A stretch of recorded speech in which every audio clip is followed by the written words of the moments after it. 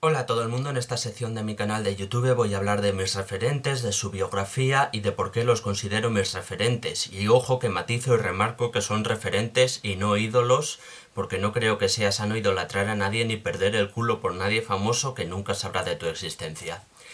Y el vídeo de hoy tratará sobre Philip K. Dick. Escritor de ciencia ficción, bastante conocido, también otra de las personas seguramente más conocidas que ha pasado por esta sección de referentes y que dejó un legado bastante importante y bastantes peculiaridades. Vamos a ver por qué. Philip Kindred Dick nació el 16 de diciembre de 1928. Él y su hermana melliza, Jane Charlotte, nacieron 6 semanas antes de lo normal. Además, su madre no tenía suficiente leche para alimentarles a los dos y el doctor no conseguía dar con una fórmula a la que no fueran alérgicos, porque la fórmula habitual que se usaba para sustituir la leche materna, pues ellos eran alérgicos. Esto les provocó una desnutrición grave. Su hermana melliza moriría con solo 5 semanas de vida. Fue enterrada en un cementerio en Colorado y al lado, ya que estaban, pues también pusieron la tumba para él.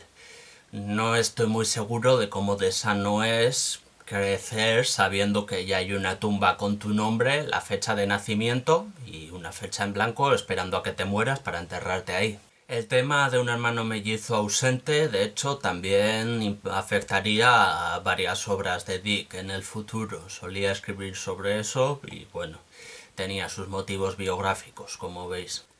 Teniendo Philip 5 años, su padre fue trasladado a Reno por motivos de trabajo. Su madre no quería mudarse, así que se divorciaron y ella se quedó con la custodia. Posteriormente, durante 2 años, vivirían en Washington DC porque su madre consiguió trabajo ahí y después volvieron a California. Desde pequeño, Philip tuvo agorafobia, lo que de hecho le hizo tener que estudiar un curso del instituto desde casa. Ese sería probablemente el primero de los muchos problemas mentales que arrastraría a lo largo de su vida. Bueno, ya los iremos viendo con detalle, pero Dick tenía numerosos problemas mentales. Durante su adolescencia estuvo en tratamiento con un terapeuta que seguía las ideas de Jung. Y estas ideas, las de Carl Jung, pues también influirían bastante en la obra de Philip K. Dick. A los 13 años comenzaría a escribir su propia revista llamada La Verdad. A esa edad también solía tener un sueño recurrente, solía soñar con la frase "el imperio nunca cayó", que después también aparecería en sus obras y también ayudaría a definir alguno de los síntomas que tendría más adelante. Bueno, lo veremos con detalle, como digo. Philip iba al mismo instituto que Ursula K. Le Guin. Es curioso que fueran al mismo instituto y a la misma promoción dos de los autores de ciencia ficción más influyentes del siglo XX. A pesar de eso, nunca llegaron a conocerse. Seguramente porque Philip K. Dick no era precisamente una persona sociable y extrovertida, vaya, más bien todo lo contrario. Posteriormente, Le Guin y él sí se conocerían y se cartearían durante gran parte de su vida y tal, y se influirían mutuamente. A Ursula K. Le Guin seguramente también le dedicaré un vídeo en esta sección y actualizaré este vídeo pues poniendo el link al vídeo de Úrsula ahí arriba. Para entonces, allá por 1945, Dick le había retirado la palabra a su padre después de que éste defendiera el uso de armas nucleares en Japón por parte de Estados Unidos. Dick empezó a consumir anfetaminas que consumiría durante prácticamente toda su vida. Durante la mayor parte de su vida fue un gran consumidor de anfetaminas, de speed, vaya. Aprovechando que tengo un vídeo dedicado a explicar los efectos del speed, pues también dejo el link ahí por si os interesa para que le echéis un vistazo, si no lo habéis visto ya y si os interesa el tema. En 1948 se casó y se divorció también ese mismo año de su primera esposa, Jeanette Martin. Por aquel entonces Dick trabajaba en una tienda de discos, es el único trabajo que tuvo en su vida aparte de escribir. En 1952 vendió sus primeros 4 cuentos, siendo el primero Beyond Lies the Wolf en la revista Pulp Planet Stories. En 1955 publicó ya su primera novela, Lotería Solar, y su primer libro de cuentos, recopilando varios. Vamos, se puede decir que ya empieza a ser escritor, deja la tienda de discos y se lanza a intentar vivir de escribir. En 1956 publicaría otro relato también bastante conocido, El informe de la minoría, Minority Report, conocido por la adaptación al cine que se hizo de él, sobre todo. Hay que tener en cuenta que es un autor con muchas obras, es muy prolífico, así que voy a mencionar solo las más importantes a partir de ahora. Es un autor que publicaba relatos cortos y novelas constantemente, de hecho podía escribir una novela en solo 2 semanas, lo que tiene cierto mérito. Tampoco voy a tener muchísimo mérito porque recordemos que estaba puestísimo de anfetaminas cuando lo hacía.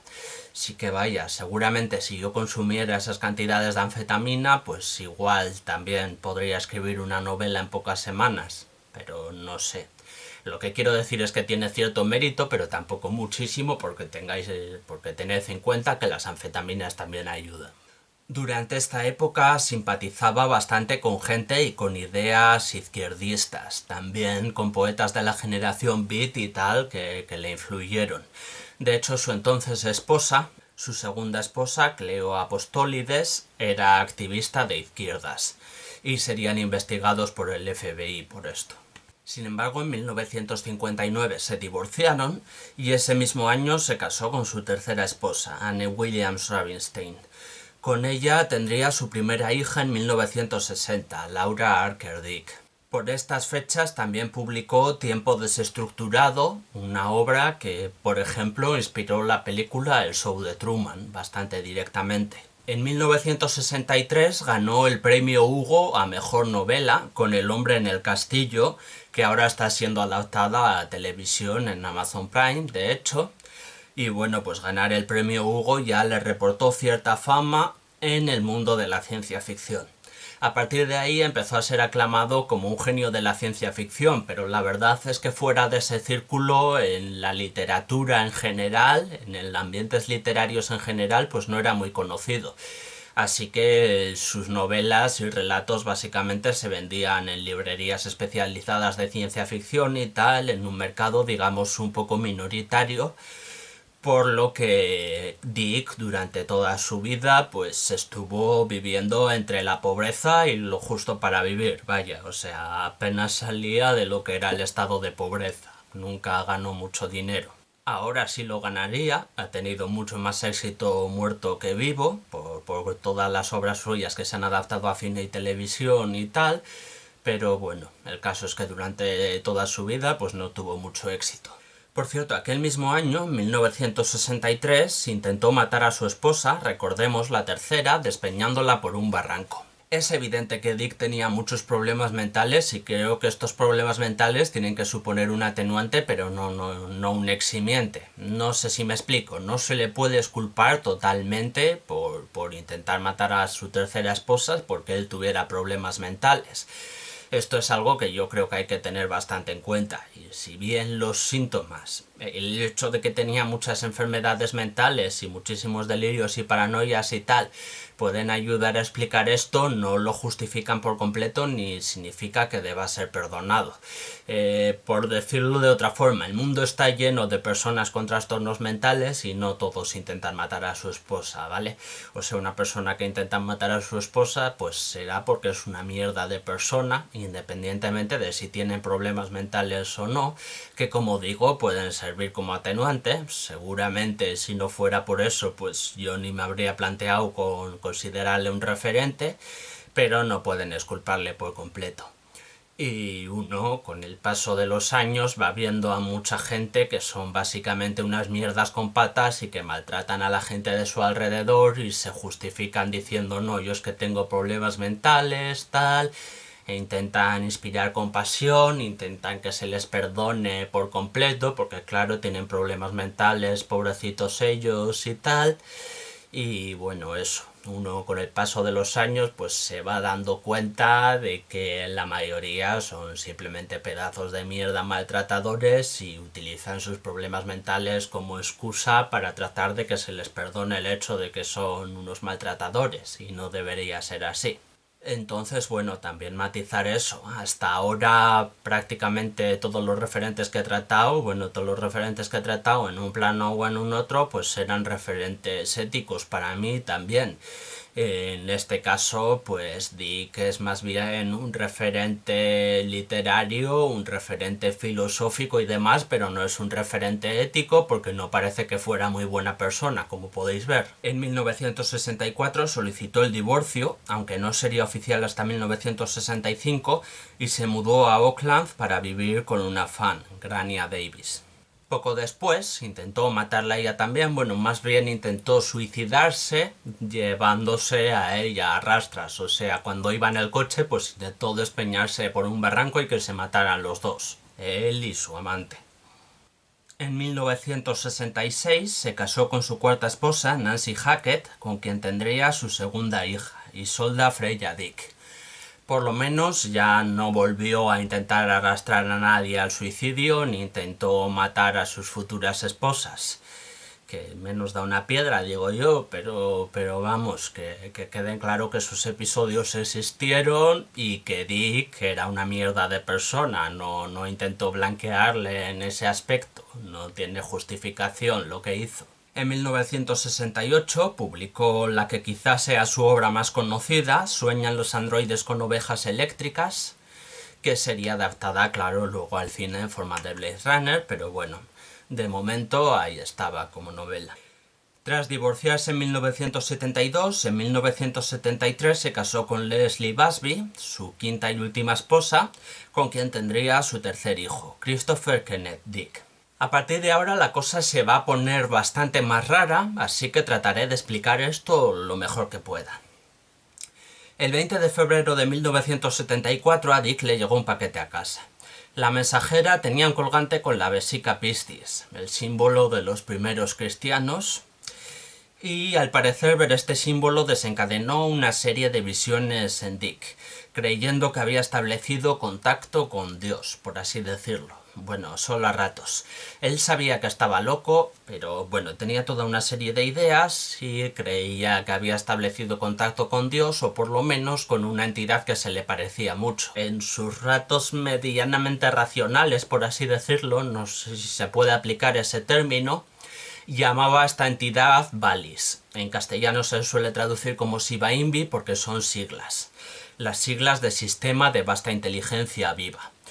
O sea, él no podía asegurar que fuera Dios o un extraterrestre o un ángel, lo que sabía, entre comillas, es que había establecido contacto con una entidad que era una especie de cúmulo de información viviente que le transmitía información. Se formó toda una serie de ideas en torno a esto, fue desarrollando una teoría para todo el propósito de la existencia y de la realidad y cosas así. Incluía teorías como que el Imperio Romano nunca había caído, sino que se había suspendido en el tiempo y tal, el tiempo verdadero, luego hablaba de un tiempo falso. Nótese que en esto de que el Imperio Romano nunca cayó, también podemos meter la frase que tenía en su sueño recurrente con 13 años del Imperio nunca cayó. O sea, está relacionado, como decía, el tema. Dick sabía que estaba loco, es interesante ver sus reflexiones sobre esto, él sabía que tenía problemas mentales y que tenía alucinaciones y que estaba loco y tal, pero había algunas cosas que no podía explicar bajo la idea de que Shiba Invi fuera solo una alucinación suya. Principalmente había dos cosas de esta. Una es que llegó a hablar en un antiguo dialecto griego que nunca había estudiado, y al parecer aún así dijo frases coherentes en este idioma y tal, y la más importante, la más notable y la más curiosa, que fue la hernia de su hijo. Durante una de sus alucinaciones, Dick recibió, entre comillas, de Shiba Invi la información de que su hijo tenía una hernia. Así que le llevó al médico, el médico le veía sano y Dick insistió en que le hicieran más pruebas. Insistió en que su hijo tenía una hernia a pesar de que los primeros informes médicos indicaban que no. Finalmente le hicieron las pruebas, de puro pesado que fue Dick, y efectivamente terminaron descubriendo esta hernia que habría matado a su hijo si no le hubieran operado a tiempo. Esto es, de alguna forma, Dick tenía una información sobre una hernia de su hijo difícil de detectar, que no podía encontrar ningún médico, pero que a él le había llegado, según él, a manos de este tal Shiba Invi. Esta es la parte más curiosa de todas estas alucinaciones y lo que hizo que creyera que tenían una base real, incluso en sus momentos más racionales, por así decirlo. Dick escribía sus pensamientos en diarios larguísimos que él llamaba exégesis. Es curioso que precisamente en el vídeo anterior a este, por casualidad, haya estado hablando de cuando estuve escribiendo para una revista de ciencia ficción que se llamaba Revista Exégesis por estos diarios de Dick. Pero bueno, eso, el caso es que los diarios eran más de 8.000 páginas, más de 1.000.000 de palabras, lo que nuevamente puede ayudarse a explicar con la anfetamina, pero para que veáis el volumen de información que manejaba y cómo transcribía todos sus pensamientos. Algunos de estos textos los he leído y son curiosísimos, porque el tío sabe que tiene una enfermedad mental e intenta racionalizar, intenta decirse a sí mismo que es imposible la existencia de esta entidad, pero a la vez cree que es posible. Y es como que en cada frase cambia de opinión y da un argumento para que sea posible, luego un contraargumento por el que es imposible, luego otro contraargumento más por el que sí es posible, y como que intenta ponerlo mucho a prueba. En ese sentido son unos delirios bastante curiosos. Dick publicó la novela Shiba Invi, inspirada principalmente en esto y que además contiene extractos de su exégesis. Como digo, este escepticismo con sus propias visiones y este tener ideas tan raras pero cuestionárselas, un poco como hacía Robert Anton Wilson, pues a mí me parece bastante admirable y bastante curioso. En 1977, Dick viajó a Francia a una convención de ciencia ficción. Era la primera vez que estaba en Francia, de hecho era la primera vez que estaba en Europa. De hecho no había salido mucho de California. Tenía 49 años, era un autor con cierta fama, pero debido a su agorafobia y a toda su larga lista de trastornos mentales, como podéis ver, pues no viajaba mucho. Esta convención también es relativamente famosa porque dio un discurso de la hostia contando que no vivían en la auténtica realidad, sino que vivían en una ilusión y tal y cual. Bueno, armó un pollo curioso ahí. Ese mismo año, por cierto, publicó Scanner Darkly, que también ha sido adaptada a cine. El 2 de marzo de 1982, Dick murió a causa de un derrame cerebral. Bueno, más bien a causa de 2 derrames cerebrales. El primero le dejó inconsciente y el segundo, unos días después, ya en el hospital, pues le dejó en muerte cerebral y finalmente le desconectaron unos días después. Su padre llevó sus cenizas a la tumba que tenía preparada desde que nació prácticamente. Si Dick hubiera vivido solo un poco más, unos cuantos meses más, hasta finales de agosto de ese año, habría visto cómo se estrenaba Blade Runner, la primera adaptación al cine de una de sus obras, de Sueñan los androides con ovejas eléctricas, que tuvo bastante éxito. Bueno, en su momento no tanto, pero a lo largo de los años ha tenido muchísimo éxito y es considerada ahora una película de culto, ¿no? Pues eso, Dick murió poco antes de que se estrenara Blade Runner y no pudo llegar a ver su obra adaptada al cine. Es uno de los nombres más influyentes de la ciencia ficción del siglo XX. O sea, aparte de las obras que él mismo ha hecho y de todas las adaptaciones a estas obras, pues es evidente que sin él no existirían obras como El show de Truman, Ghost in the Shell, Matrix, o más bien Los Invisibles. Matrix es un plagio de Los Invisibles que a su vez recibe fuertes influencias de la obra de Dick, y hablaré de esto en su momento en el vídeo que dediqué a Grant Morrison, pero eso, que muchas de las grandes obras de ciencia ficción se han hecho basándose mucho en sus ideas. Y es que incluso a nivel filosófico pues aportó muchas cosas con sus ideas de que no vivimos en la auténtica realidad sino en una simulación y tal, pues que como vemos irían inspirando muchas cosas e irían inspirando parte de la filosofía contemporánea. Creo que Dick es un referente literario, un referente filosófico, incluso un referente psicológico por cómo supo extraer cosas de sus síntomas, de sus trastornos, para convertirlas en ideas productivas y en ideas filosóficas y aprovechar esto de sus trastornos, de sus síntomas, curiosamente, y que quedara algo coherente y que pueda ayudar a reflexionar a todo el mundo y que pueda ayudar a plantearse cosas a todo el mundo. En el plano ético, en cambio, no era un referente. Voy a subrayarlo otra vez por si acaso. aunque tenía sus buenos puntitos como protestar por la política de Estados Unidos con las armas nucleares en Japón o protestar contra la guerra de Vietnam, por lo que el FBI le abrió un expediente también y tal, pues el hecho de haber intentado matar a una de sus esposas y a una de sus amantes pues hace que no pueda ser en absoluto un referente ético para nadie. Pero eso, en otros planos creo que sí es un referente y no intento blanquearle, al contrario, intento subrayar esto que hizo a lo largo de su vida para que quede bien claro que ser un genio no tiene por qué ir de la mano con ser buena persona.